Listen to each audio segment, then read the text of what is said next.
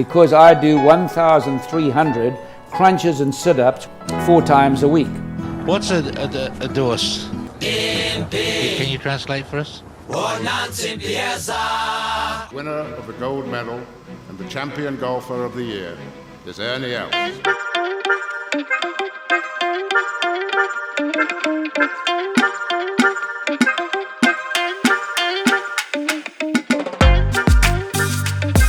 Welcome back to the Goats Track. This is our first actual live recording 2025, although we have put a few episodes out since then. The Goat Track is the podcast about golf and golf adjacent stuff, mostly from Africa. Very thrilled to be sitting here in person with Mr. Tucky Tatham and Mr. JDV. JDV, how are you? Thanks for hosting us. Thanks, T. Yeah, we I think gave this venue that we're in at the moment. We said it was the 56 degree, both just a sort of callback to the golf club, but also the temperature that this place gets to. And I think we might have to upgrade it to the 60 degree because God, it is cooking in here at the moment. Yeah, we're sitting in a little loft room above JDV's garage, and it's a good 30 plus degrees outside today in Durban, which for Durban is hot. Tucky? Yeah, my eyes are burning. It is that hot. T, before you arrived, we had a fight with the sleeper couch as well. So what you're sitting on now took a lot of hard work for us to get it some actual sweat and tears. I appreciate you giving me up your seat for me. Tucky, looks like you got a bit of sun yesterday. Yeah, I cooked. We had a garden cricket tournament that I was hosting, and I was in the sun for 7 hours. Didn't sit down. Did have a few beers though, which was a sort of a bit of that made it a little bit more bearable. But I didn't have any sun cream on, rookie era, from the get go. But I wasn't the most burnt person there, I can tell you that much. Oaks, there was some Oaks and vests, and they are going to be so sore today. You'd think that someone would have said, guys, maybe sunscreen after like hour 4 is a good idea. Yeah, I probably should have said that. Guessing Oaks weren't reapplying sunscreen, even if they did put on once you like 4 or 5 beers deep. No, that was it. Not happening. And those Oaks were 4 or 5 beers deep pretty early. Before the first match. Okay, guys. Well, this is the Golf Goals podcast for 2025. So last year was our inaugural Golf Goals year. It was quite enjoyable doing the podcast, and then we also did a little check-in kind of halfway through the year. And for you, Tucky, this is your debut. This is my debut on the Golf Goals. So we're thrilled to have you here, and looking forward to hearing what you've set out for yourself. JDV, just sort of before we get into the weeds here, how much did you think about what sort of goals you'd set yourself last year, and how much did they? I mean, look, I know it was a tough one for you because your goals were almost counterintuitive, which was to play less golf. But I mean, how much did you think about some of the other goals during the year and using them sort of as motivation out on the course?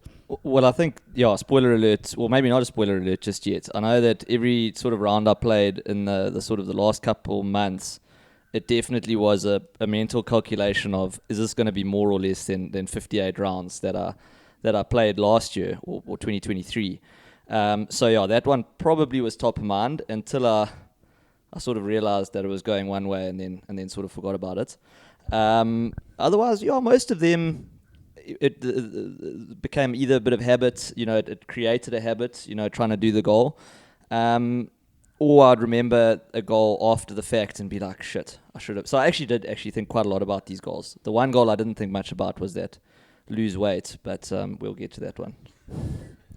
Well, from what I heard a couple hours ago when I was listening to that check-in podcast, that was purely an eye test because you didn't do a weigh-in at the beginning of the year. So I think you have the ability to call your own goal there. But all right, so format. So just obviously you would have noticed. Unfortunately, Hoff is not with us today. He has a very sickly son, so we wish him well in the trenches there. Ear infections and toddlers is no joke. But we fear not. Hoff will be putting his golf goals. We will insert them into this episode. We will get them down because if there's one man who probably needs some golf goals, it's Hoff. Direction. Well, I think we need a separate whole episode about his one particular goal of his relationship to golf, which he was trying to have a better relationship with golf, and I feel like we might need to hire a good therapist for that one. Do you know any good psychologists that can be a guest on that pod? Okay, so JDV, run us through just very briefly. Well, actually, you know what? What we're going to do is we're actually going to start. We're going to start with you, okay? And so what I suggest is you're going to run us through just briefly the goals you set last year and kind of a yay or nay, and then if you want to bring them into your goals for this year, then do that. So yeah, essentially handing the floor over to you, and I guess we'll interrogate you from here. Lekker. So let me just start. I had 5 pretty straightforward goals.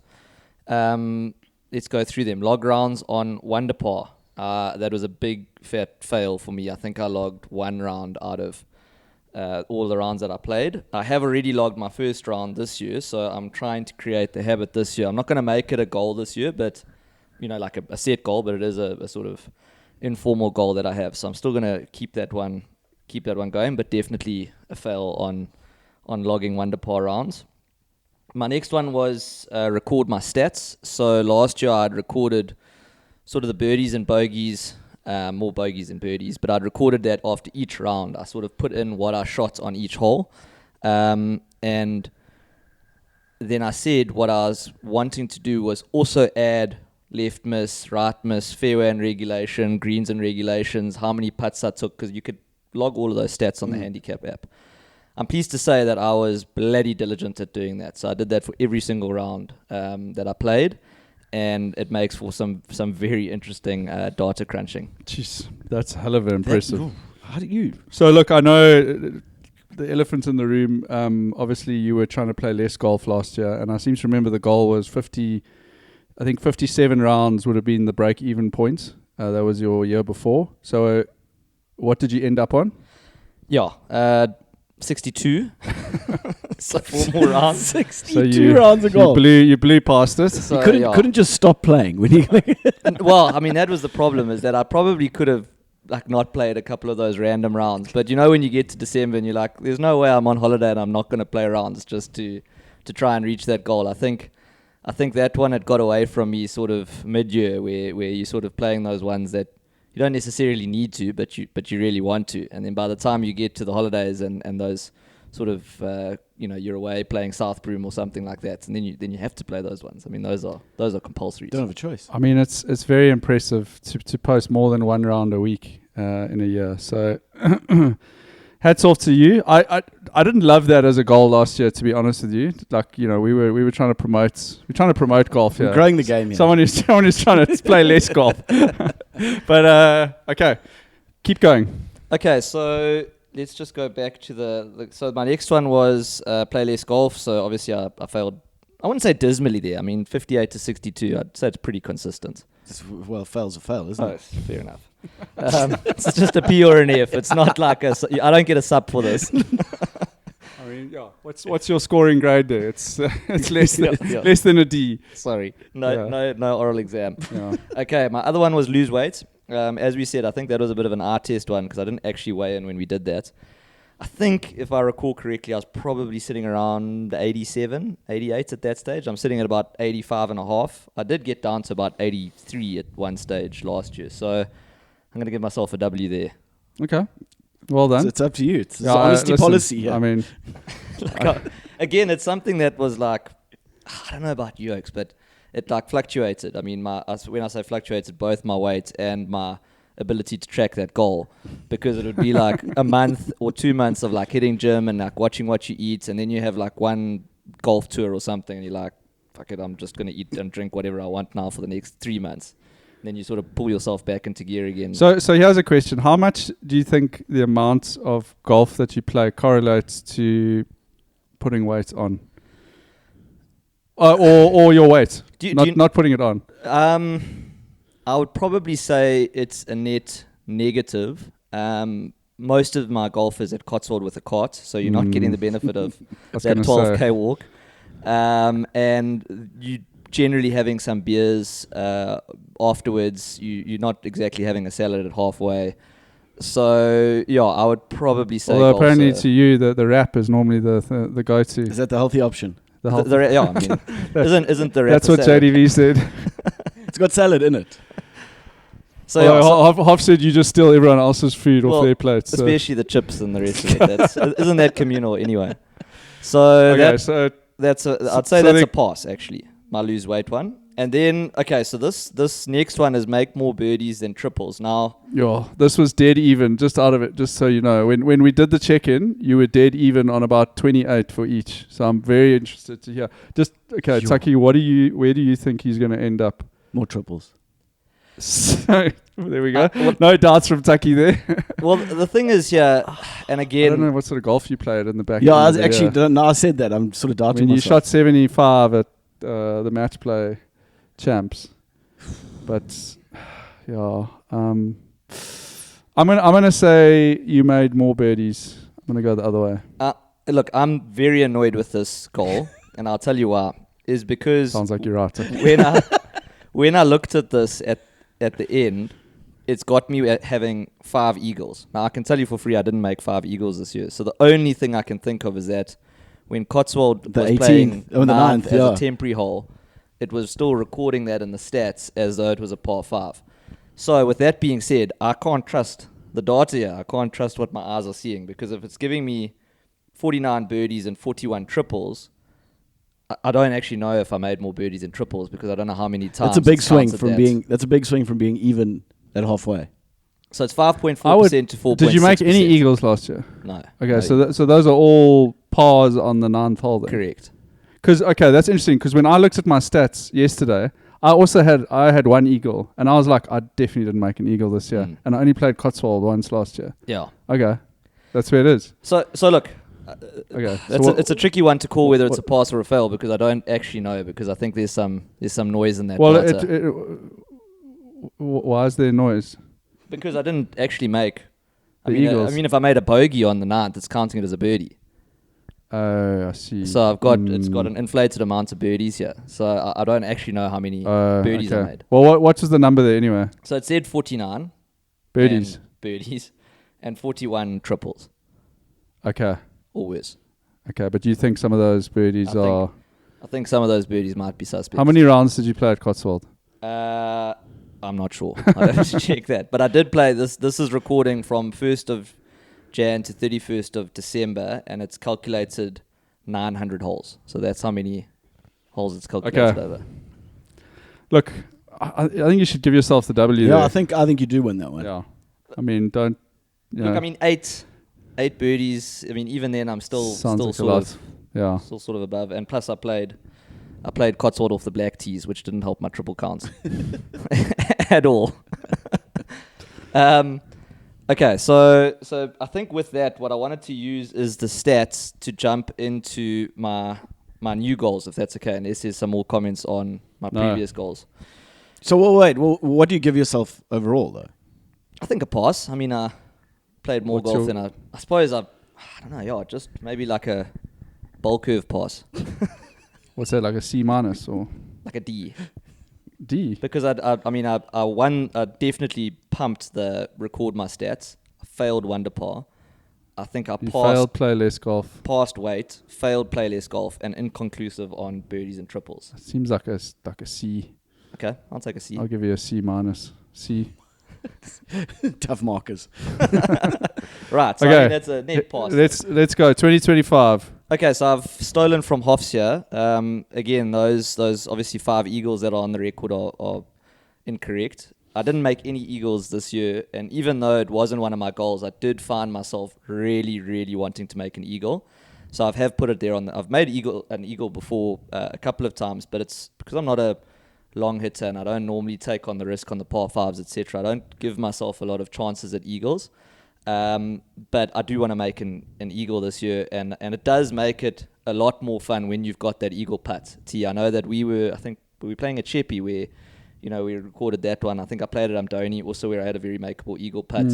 And it just makes those times when you do have that eagle putt, I think, a little bit more consequential. So I think, as you say, like playing a lot of your golf at Cotswold, unless you trying to think which hole which par 5 you find the most eagle, but none of them are. No, I don't know. So we had this debate earlier this morning, and I think the 13th is genuinely eagleable, especially in winter, because if you can get a driver, if you're on the frontish tees and you can get it over the bunkers and down that hill, you're sitting with like a hybrid or a 6-iron in there. And I've actually gone for it a couple of times already this year and hit it in the water. It's 2025. It's a tricky green complex though, 13. Yeah. I always find going for that green in 2 quite sort of like it's quite daunting to me. It visually looks. I always bail out to the right because I just don't want to hit in the water. So I did say this is quite an interesting one with the triples and birdies one, which I'm also going to run back again and do it again. But because I think it does make it's like both ways. Like I put double on the card way more if I'm going for par 5s and 2. But if birdie's a much bigger possibility as well if you're sort of anywhere near there. So yeah, I mean, I'm not an aggressive player, so it is interesting putting that on the goals because I think it will change how I approach par 5s. Okay, first goal, make an eagle. Okay, yeah. Next one, part of my heavily tracked stats. Now that I can continue to track the stats, I've decided that my scrambling and sand save is dog shit. Let me just get to it. Where were we for last year? So we were sitting at chip saves, saved 25%, missed 75%. Sand saves, saved 17%, missed 82%. And pitch saves, saved 19%, missed 80%. So I said I want to get the saves at least up to 25%. So sand saves must be at least 25%, so that's 17 at the moment. So I want to at least have 1 in 4 sand saves, which I think is fair. I've had absolute yips with my chipping, so that needs to improve dramatically. So that's I'm just going to say the sand saves for now. My right miss was big, so recording. Sorry, just a quick question on that. Where does it count, like chipping from? Like where do you enter that when you're entering the stats? So normally when I putt from off the green, I record it as other. So I always where I'm actually chipping, then I record it. Okay, so you actually record as a chip or a sand. Okay.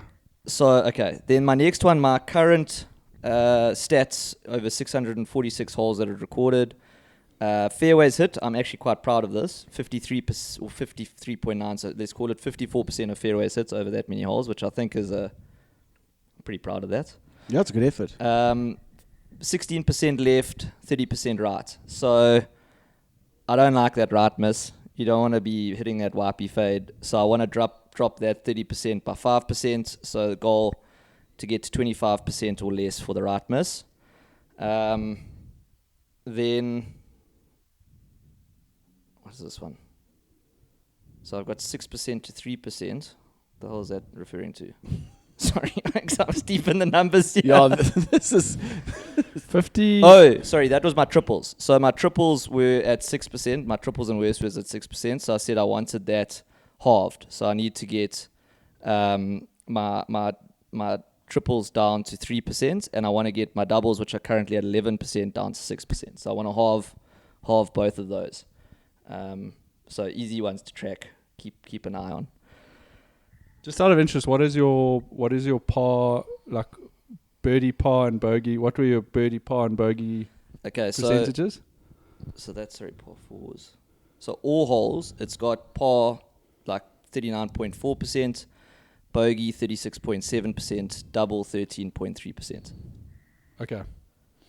Okay, so that's all related to the stats. Obviously, I'll carry on keeping those stats. It's become a bit of a habit now after the round. Keep us abreast.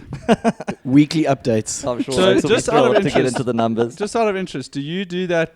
Like you don't do that sitting like having your post-round beer. I do. It's quick. You just yes. I find it to be a serious pain in the ass. I'll put my score in, but I started doing the stats a couple of times, and I just I think it's maybe something I need to do. Yeah, it gets easier, and you can do it quickly. I mean, if you can remember your round, and it's so important because then you've got a better idea of where you're fucking up, where you shit. Yeah. Where are you least shit? Okay, just to run through. Sorry, I've got a couple here. So for my other ones, so I want to be top tour. So we do a players tour once a year where we go and play different courses in South Africa. So it's like an actual golf tour. There are 12 of us that go. I've won it a couple of times, and in recent years I've been absolutely atrocious and have sort of not really been in contention. So top 2 in players tour is one of my goals. I want to at least make the semis and the knockouts, so at least we give our defense of our title a bit of a run. Oh, did you guys win? Yeah, just in case. Sorry, which tournament was that? And then I said top 5 in club champs. That was the one with your butt, huh? Yeah, just in case Alex hadn't heard about it. And you didn't have a bar. I mean, let's just No, get that we out the won- way. so- there was so no that bar. So Alex, no, we won six And out of no 6. coin toss either. Can I just ask a question, like sidebar Absolutely. about that? Okay, how does the coin toss thing work, right? What if you decide like shit, we've got basically like less than 50% chance of beating these oaks. Let's just make ourselves completely unavailable and just force them into a coin toss. Does that actually legit happen? That's why I think, honestly, there's some controversies. Because I Woo! think guys are like, I can only play on this day. And guys are like, well, I work or whatever. Like, I've seen you on there on Saturdays. Why don't we just play on Saturday? Like, no, play on some other group on a Saturday. So it does get quite tense in trying to arrange those matches within the month. Because you can also imagine someone's like, well, I'm away for, 3 weeks, 2 weeks, and we can only play this one day. And the guys were like, well, that's the only day I can't make it, so now I must go to a coin toss because you're away for like 80% of the month. So it gets, I think it gets quite tense. Quite fasty. I don't know if I love the coin toss idea. I feel like it should be like a 3-hole playoff, or like something like that. Play like a sudden death like playoff, or I think you probably get a bit more leeway as you get closer to the end, but I think when you're trying to get like the round of 64 down to round of 32, you need to move. There needs to be cut-offs and oaks need to be carry on because it impacts the draw later on. Yeah, it's a tricky one. So then, like I said, top 2 players tour, semis, knockouts, and top 5 in club champs. So those are my sort of tournament goals. Top 5 club champs. Yeah. Okay. We'll track that. Look, I've been pretty much there and thereabouts most times, but you got to keep that in mind. Okay, personal goals. I'll start with I need to be a better paddle partner in general. Jeez, I thought you were going to say like a better person. I was like, whoa, Tucky, what have we got ourselves into here? Do you want to swap places on the couch? Because it sounds like JDV's about to go He's deep going through. in now. Where's that psychologist we were asking for? By the way, it is feeling like 60 degrees in here. Yes, it's Do you getting think we hotter. should try that fan? Yeah, we can switch it on. Let me get through this. Maybe after your goal. Yeah, Could you add a goal there to put the fan on? Well, I'm trying to do it so that finished? you can't determine the sweats and the tears. That's why I don't want to put the fan on just yet. Okay. So I play a lot of individual sports, like be it golf or whatever, and I've never really been a big team sports player.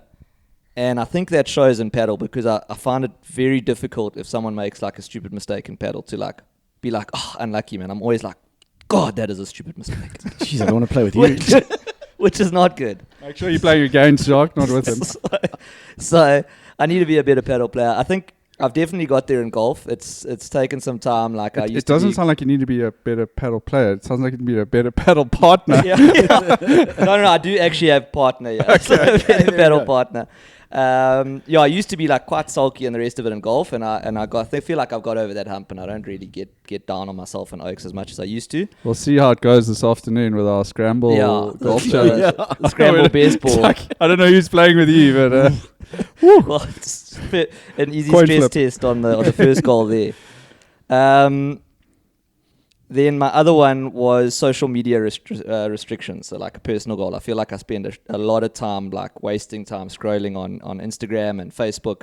I don't have TikTok and Twitter, thankfully. Otherwise, I think I'd be scrolling through that as well. But I feel like I waste a lot of time just scrolling.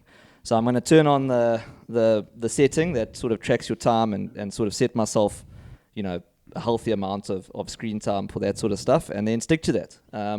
Because What do you think a healthy amount of social media time is? I was gonna chat GPT it, or scroll through Instagram and see if I could find something See what on they it. say. Yeah, see what. Yeah, there's something on Facebook. Go have a look there about it. I'm sure they've got some advice. So yeah, I mean, it was genuinely, I was thinking about deleting particularly Facebook altogether. I don't really post on Facebook anymore other than like reading memes and funny things like that. But I think if I just limit my interactions with social media, I think that's a healthy goal to have. Also the eye test. It's Very eye testy. Very artistic. Yeah, No, that's me. Okay, awesome. The last goal is to switch the fan on. I'm sure I can get a W in that now. T is bloody cooking it. I'm about to fall off the back of this chair. It's so hot. Yes. No, JDV, you've got some good stuff in there, man. Some very measurable stuff, and then some stuff that, is very much the eye test, which I think is a healthy balance of goals. Some really great competitive golf goals in there, in terms of, finishing higher up in some tournaments, and I like that. I think it's I look at my son now and how competitive these kids are as kids, and I guess we were all like that, and we shouldn't lose that. If you like competing and playing in sports like that, that's lekker. But to try and still be happy about it if you sort of don't do it, and I think that goes to my being a better paddle partner. Yeah, goal. No, 100%. Tucky, any thoughts on?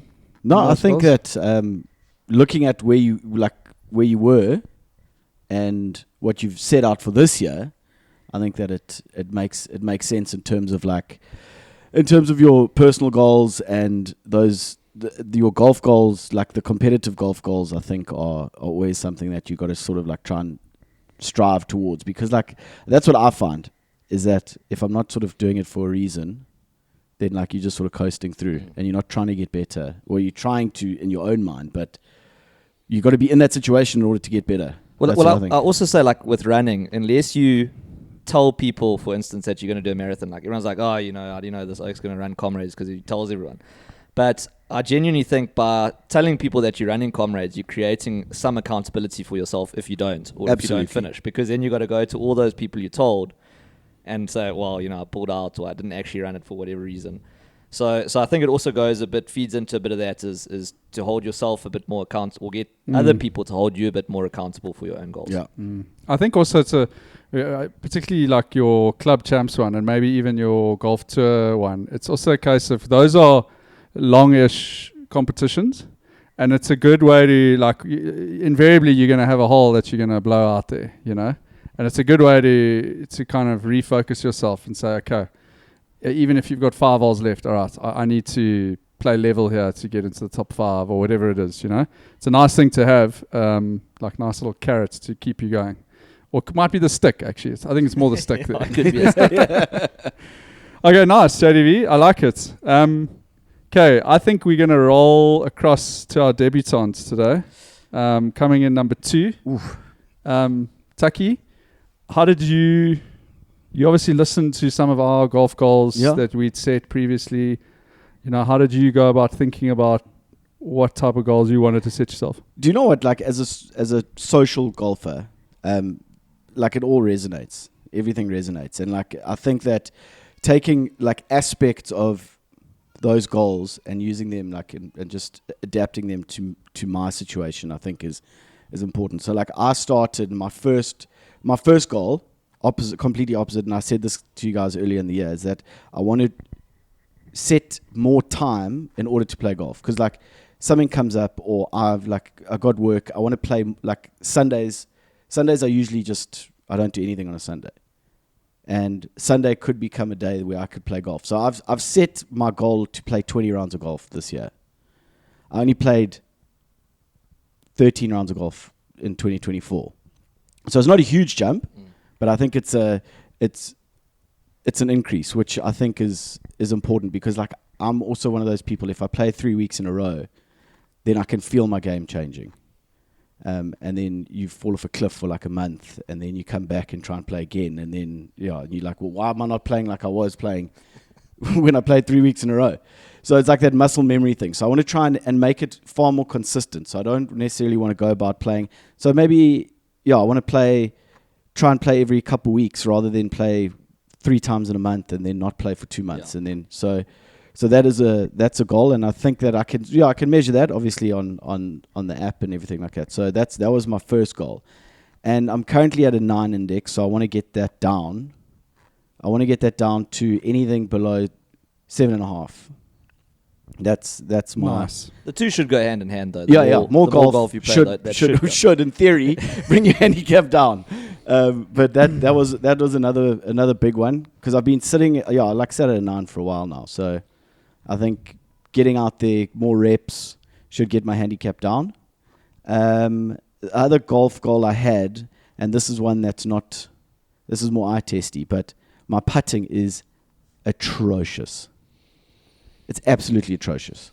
So that's one thing that I want to learn how to putt properly. And I don't know whether it's going to lessons or watching YouTube videos or whatever it is, because it's not watching YouTube videos. I can tell you from my own experience. Because my putting has just got exponentially worse in the last sort of 6 months. So I don't know what it is. I don't know what I need to do, and that's why I'm here. I'm asking anyone who's willing to help. So I've been through some dark places with my putting, and the worst thing I did is I'd stand over there and I'd just push it. Everything I'd just push to the edge where I was like aiming left because I knew I was going to push it, and I was just like, this is unsustainable. And I think what guys do is change your putter, change your grip, change how you grip the putter. So now I've got this weird stance where I like put everything on the front, and I'm not saying this is a putting lesson. Like, please don't take this as like professional advice. I don't know if JDV's putting stroke is the textbook stroke. But what I wanted to say, effective. I was about to say, because now I'm like not bad at putting. No, you're good. And everyone is like, are you good at putting because of that stroke? And I'm like, no, guys, this is like the scars of going through. This is like plaster Paris on top of Band-Aid on top of Band-Aid. Yeah. But like I was playing, it's like a prosthetic leg now, basically. Exactly. I can't remember who I was playing with the other day, the last time I played here, and the one guy we played with just did not miss from 6 feet, like the whole day. It was Roland Trollope, that's who we played with, and he just didn't miss from 6 feet, and I was like, just makes the game more fun. But I also think that as amateurs, and especially as like sort of mid-high handicappers, we've got an unrealistic expectation about how good our putting should be. I mean, when you even look at the pro stats, I mean, obviously the guys aren't missing 3 and 4 footers, which we are want to miss. But for the most part, regularly. But for the most part, like they're also not making those 8 footers all of the time. Yeah. And so I think I think an unrealistic expectation. 8 feet is actually the 50-50 line as in pro golf, which is kind of mind-blowing because when we're all on the course, now if you think about 8 feet, that's, 2.5 meters. We all are bummed. No, maybe not like downright bummed, but you're pretty bleak when it doesn't go in. But the pros are only getting those in half the time, So our ratio is probably realistically closer between 30 to 40%, maybe, but I think the big difference with them is the 4 feet and in. Yeah.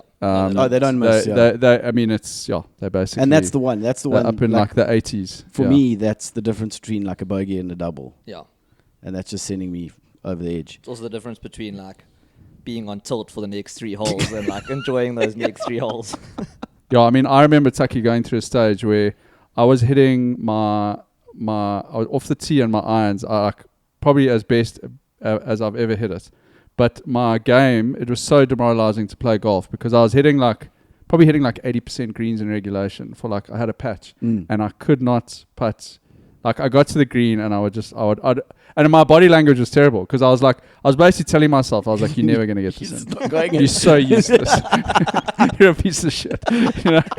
And that is self-fulfilling as well, let me tell you, because that hole gets very small. Very small. And when you're putting, when you've got confidence about it, So personally, I would say to you, go and get a lesson, honestly. Yeah. Well, that's also one of my goals.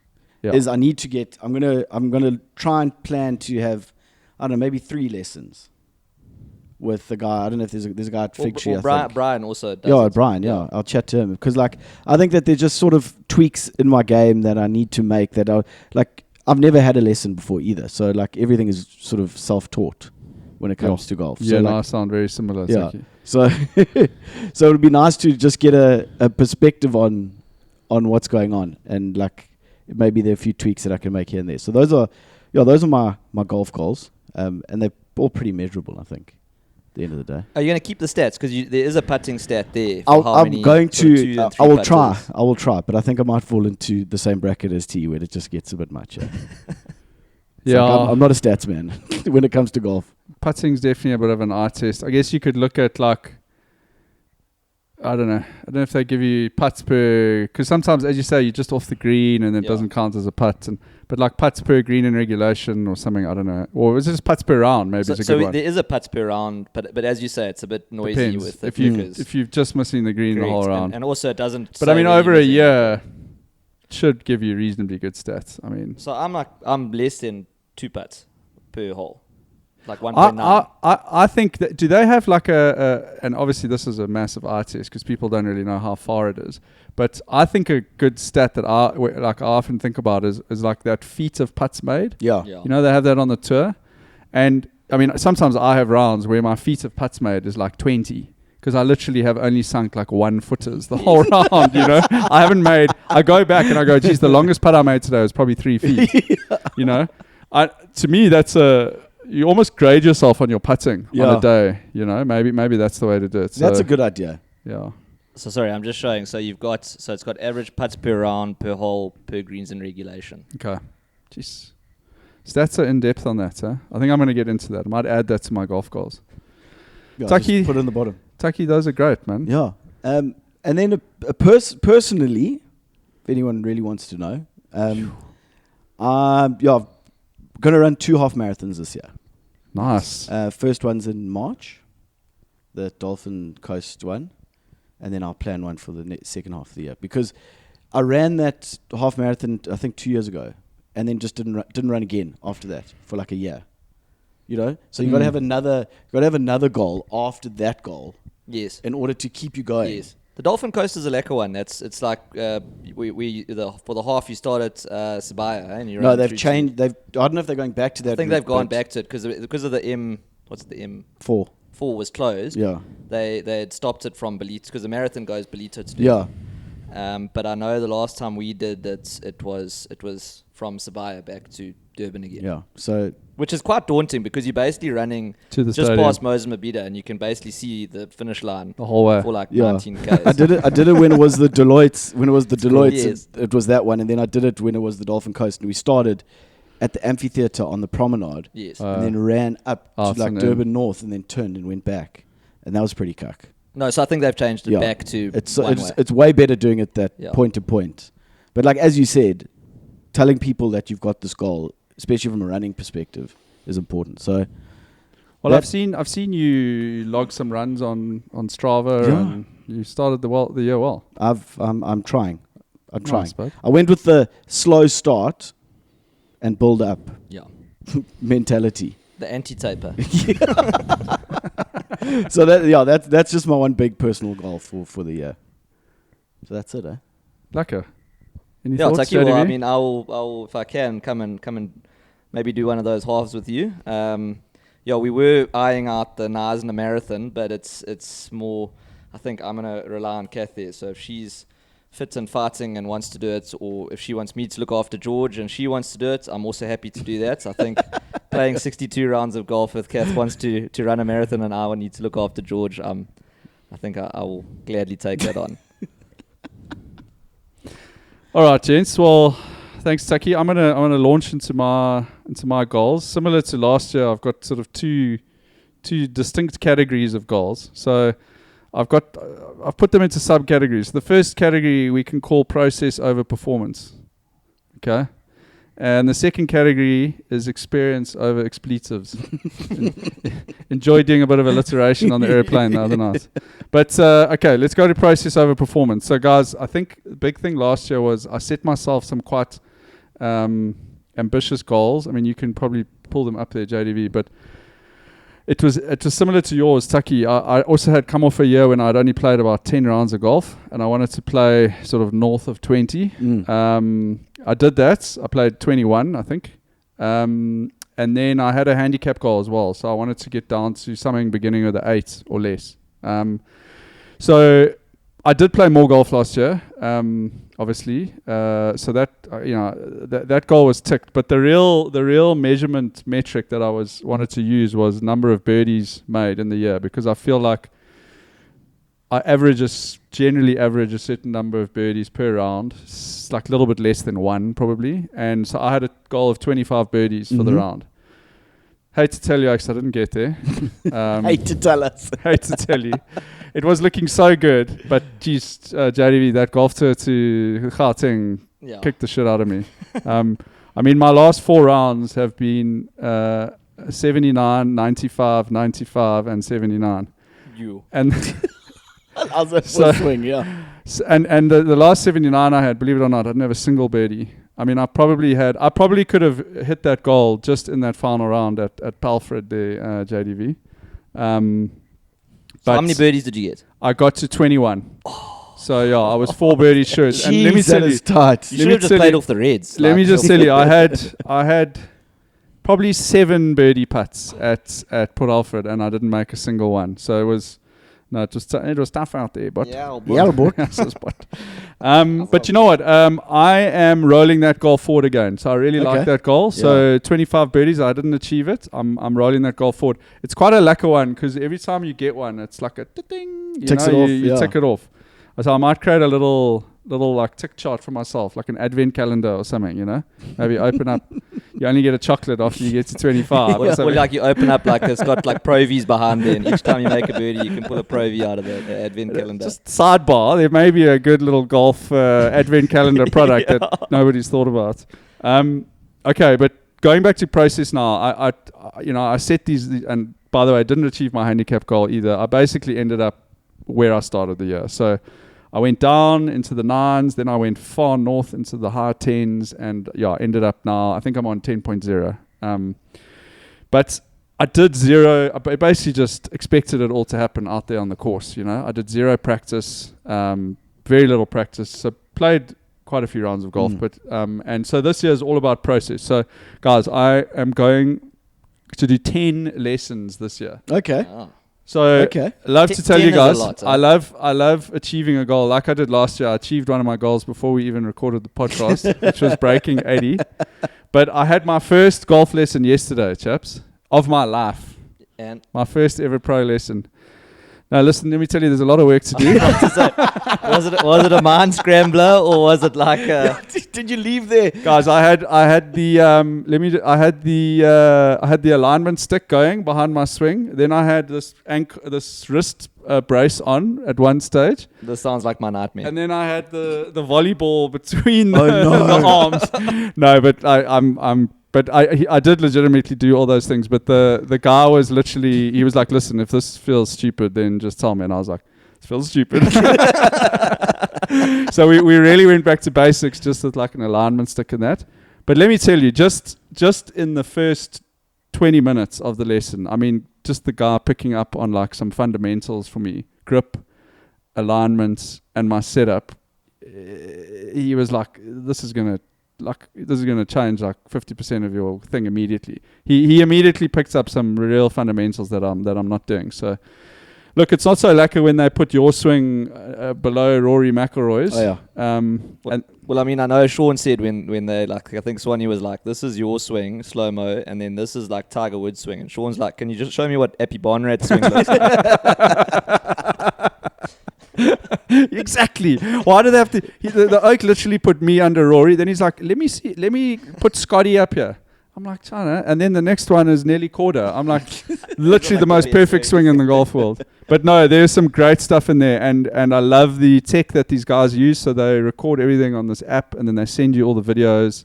And so I'm feeling very positive about that. What was your big takeaway from yesterday? That I've got a problem with my actual takeaway. There we go. No, legit. So I've known that. So I mean, not to get into the weeds, but I pull my club very far on the inside. So what happens is, If I'm swinging it well, I bring it back onto the path and Okay. happy days.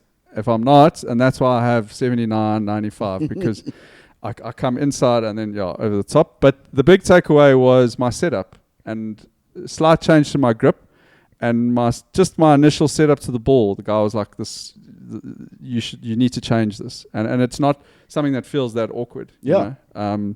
So that was really great. I do think 10 is quite a lot. 10's a lot. But Although, it's not as much as my next goal. But I was going to say, if you try and throw in like a chipping and a putting sort of bunker lesson in there, and you spend like one lesson just doing bunkers. So I think we will do that. But I think 10 on like your swing, I think you won't be able to pull the club back. You'll be thinking about so many things.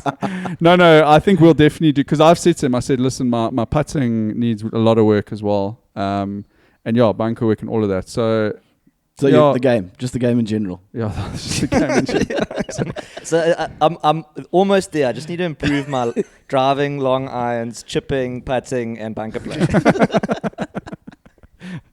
The guy did say to me, like, we started with the swing, and he's like, yeah, okay, so I can see there's a problem with the grip, your setup, your alignment, your pullback. He said, but your follow-through is great. To really mess everything up. I was like, yeah, well, you got to try and look like a pro, you know.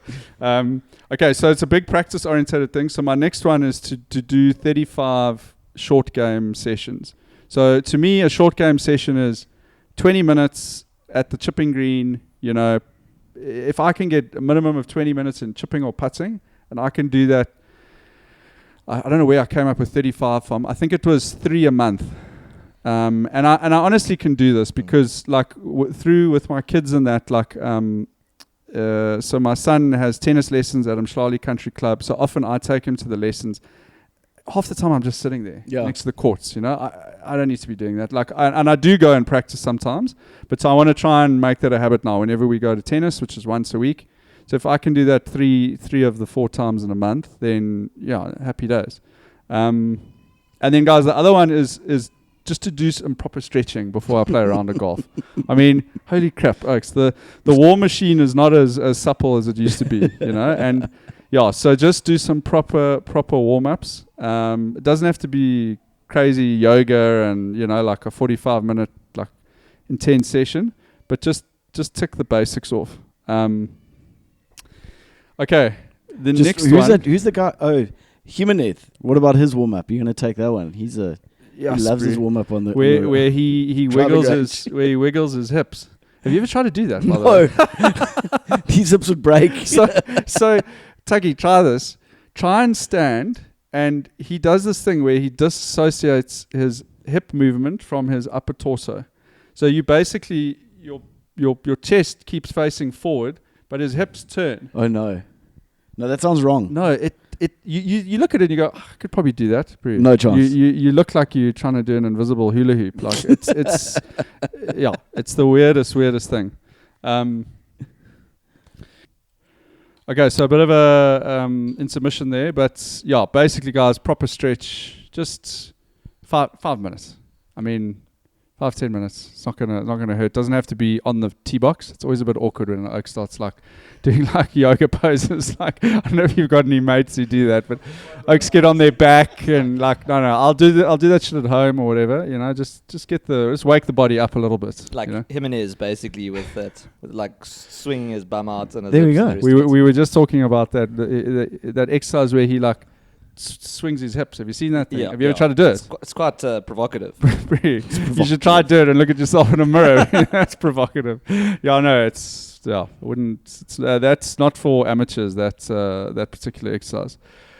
Okay, so but on top of the sort of process goals, I do want to roll through some metrics. So they are kind of related to the ones I had last year a little bit. But so I'm going to roll back the 25 birdies. I really like that goal, and the fact that I got within touching distance was a nice one. So, guys, the next one is par 5 scoring. JDV, my par 5 scoring was the worst out of my 3 categories this year, and it was actually quite shocking reading those numbers. And so I did probably captured that scoring on the stats probably for about only maybe 60% of my rounds. But still, it's a big enough sample size to see that there's a bit of a problem with par 5 scoring. And the biggest issue was the fact that I made double or worse 33% of the time. Sorry, basically 30% of the time on a par 5 I made double or worse. Yeah. That's got to change. But are you going for it in 2 most of the time? Because that goes to the point that I said about trying to make an eagle, is that it can quickly go from being your most consistent, because you can make a pretty easy par, to being your worst if you continue taking on the risk. I genuinely think it's been off the tee that's been my problem. And I don't know whether on a par 5 maybe I try and, whatever it is, maybe I'm hitting a driver on par 5s more, but whatever it is, I really need to get that stats under control. And the next thing, so the way that I'm going to try and measure that is I'm actually going to look at my number of pars on par 5s. Out of interest, what was yours for par 5s, JDV? So I'm having a look here. It says, yeah, you see it definitely. Again, it's probably a bit skewed with the temporary on the 9th, but it says I make 42% pars, 26% bogeys, 11% doubles, 5% triples, 11% birdies, 2% eagles, which Take it. There's a bit of noise. Doesn't seem right. There's a bit of noise there, but still. So my par percentage for par 5s is 28%. Yeah, That's just not good enough. So, look, I think there's a game management component to this. So I'm not going to try and think about it. As we all know, the worst thing you can do on the golf course is either start counting your score or say to yourself, geez, I haven't made a double today. Let me tell you, you'll make a double the next hole, which I shout out Royal Port Alfred. I did that exact thing. I actually called it out loud. I was like, hey, Oaks, haven't made a double. 4 holes left, double.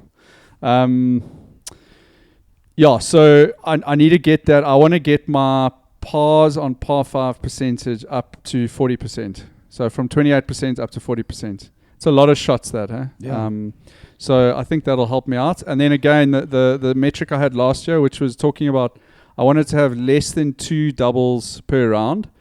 That was unrealistic, Tucky? Less than 2 doubles. So 2 or less. Yeah, 2 or less. Sure. That's that. Yeah, your handicaps at? I did it many times. Yeah. I say many, I did it at least, I don't know, 25% of the time, 5 or 6 times last year. But the problem was the other times I had 8 or 9 doubles. That's 95. Yeah. So I ended up on 3.8 doubles per round. I just want to get to less than 3. Yeah. Okay. So that's just so doubles that's just or a triples. metric. So doubles or worse. Doubles or worse. Okay. Yeah. Look, I think the thing with doubles or worse is that, and it's tricky because you have these sorts of goals, and then you look at the sort of format or competition that you're playing, and it doesn't make sense, for instance, to not go for a shot. Let's say you're playing an alliance, you've got to go for the hero shot because your team's got the points, or you're playing match play.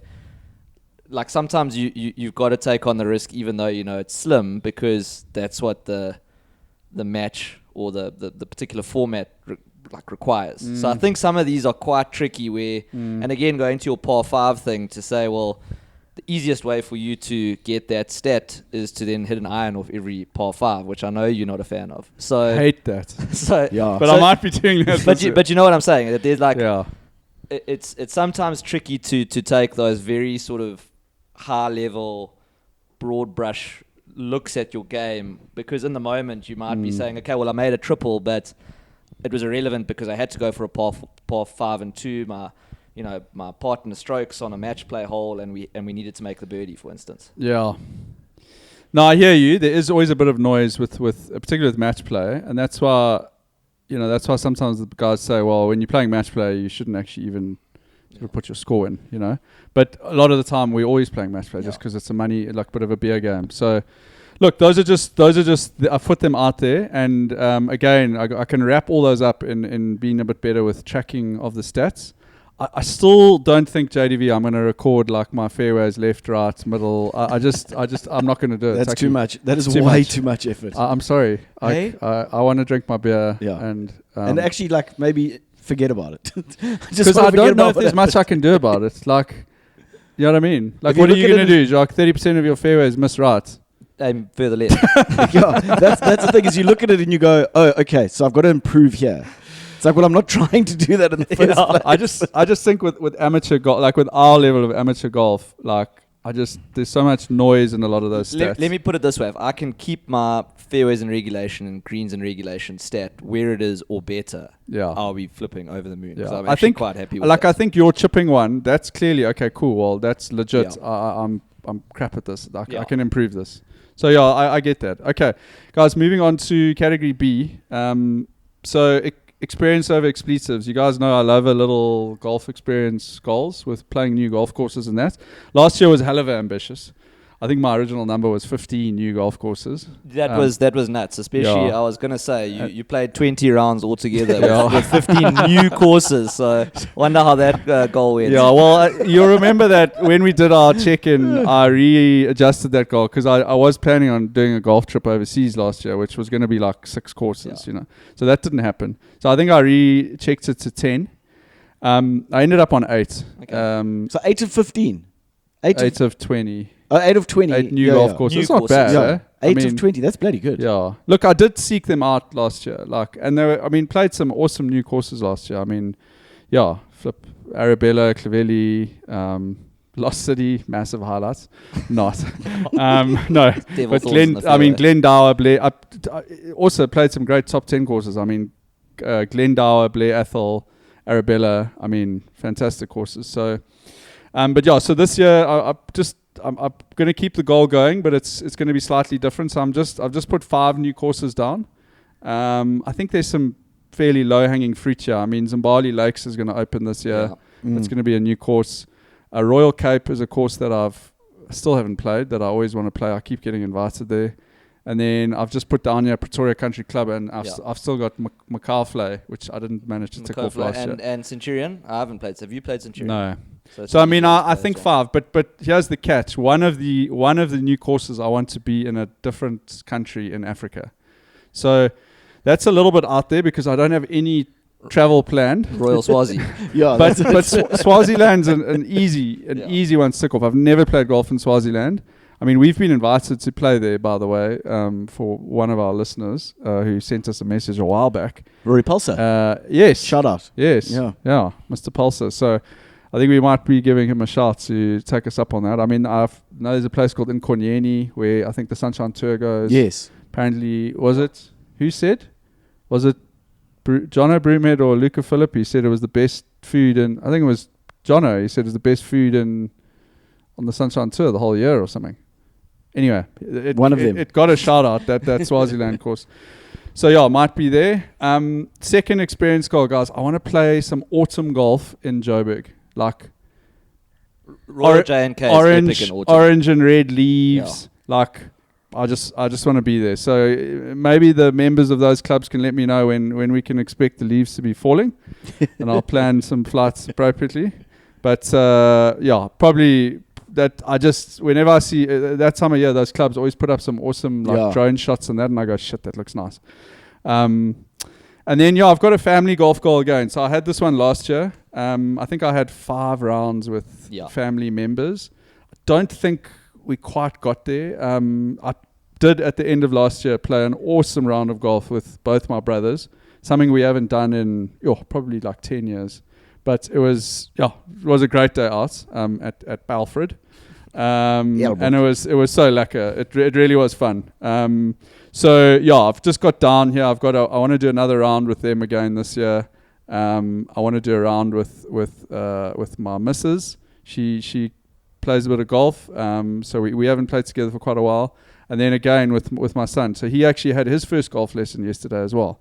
So we did a little back-to-back golf lesson. So trying to get him a bit more. I've been just not wanting to overwhelm him with golf. He knows that I'm a bit of a golf nut. So he's kind of getting to the right age now where he'll listen to a coach, Yeah. and I mean, I certainly can't tell him how to swing the golf club, especially after the video review session that I had. I was like, listen, I think Ryan from the PGA is a better option for you. But again, that's also a great opportunity. So he has his lesson, I can go have a short game practice, at the same time. Guys, I'm racking up my goals here. I'm setting myself. Have we written these down? I'm setting myself up for We'll put failure. an Excel spreadsheet for Terrence's. But guys, I really want to get a social, and I don't know what form this is in, but as the Goat Track, as our Goat Track like community, I really want to get us getting some sort of, whether it's just a 1-day social comp that we put on, like events that we have people to, or whether it's a 2-day trip or whatever it is. I really want to get some kind of like social golf vibe going with the podcast. So please throw ideas out around. We've spoken about some ideas already, JDV, but yes, it'd be so cool to get to a point where we have something like an annual like Goat Track Club champs or something. Club champs, basically. Yeah, exactly.